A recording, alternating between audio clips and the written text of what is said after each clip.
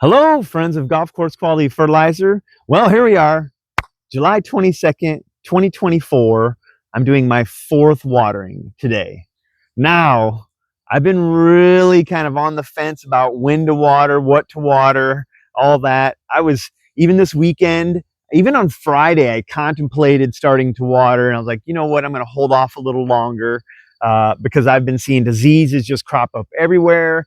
And the stress I was seeing in my lawn was just minimal. Not full areas were kind of stressing out at all, which is surprising.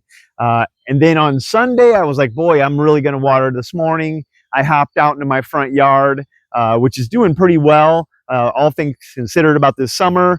I was getting ready to pull out my hoses, and I felt the grass being really wet. And next thing you know, I'm looking across, I'm seeing rust kind of blow up everywhere. Not real bad in my yard, but in an area where I newly seeded, I seen it coming out. And I was like, you know what, I'm going to hold off one more day, or at least till midday, something.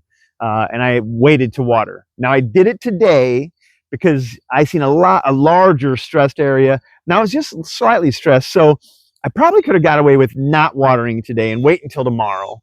But that's what I'm saying. Just really push your limits as far as when you're going to decide to do your watering, and then do a deep cycle watering. Now, this won't work for everybody because not everybody has a strong lawn like mine. I mean, I've been working on this thing for 18 years, so my roots are super deep still, by the way.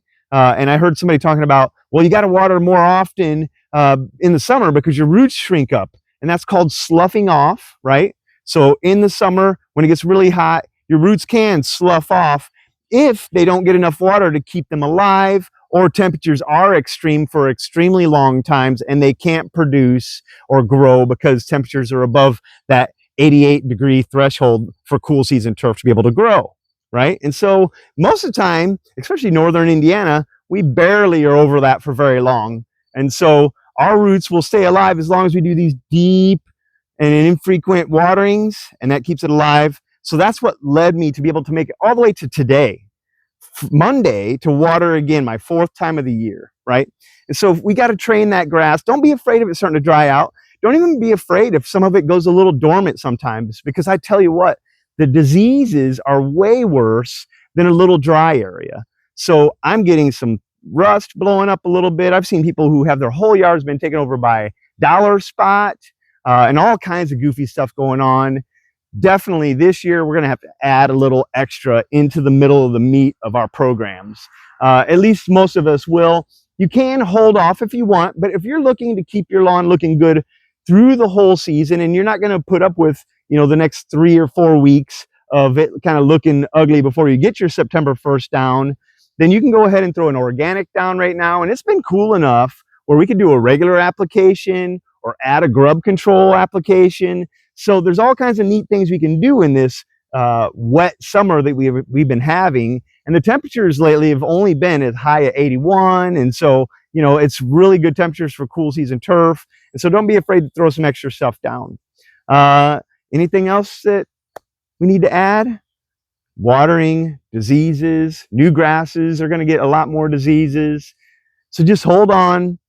If you feel like you're on the edge, or you're starting to see a lot of rust, or you're starting to see a lot of dollar spot, go ahead and do another application of fertilizer, a little added application in the middle of the season. An organic app or something like that can help kind of ford off some of those diseases.